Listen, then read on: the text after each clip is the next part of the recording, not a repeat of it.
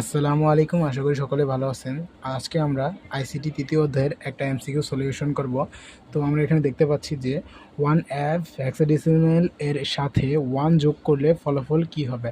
তো এখানে বলছে যে 1 যোগ করলে, আর যদি এখানে বলা হতো পরের সংখ্যা কি হবে, তাহলে আমরা ওই এক কি যোগ করতাম। তো এখন আমরা এটা বের করার জন্য আমাদের কি করতে হবে, ক্যালকুলেটরে মোড অপশানে যেয়ে দুইবার প্রেস করতে হবে। দুইবার প্রেস করার পর এই যে বেসে অপশানে যেয়ে ক্লিক করতে হবে।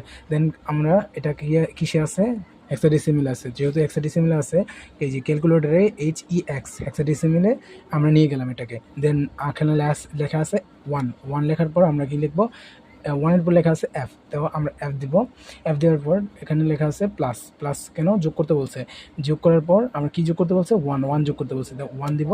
1 দেওয়ার সাথে সাথে আমরা যদি সমান সমান দিই, সমান সমান আমাদের আসছে 20, তাহলে আমাদের আনসার কি 20।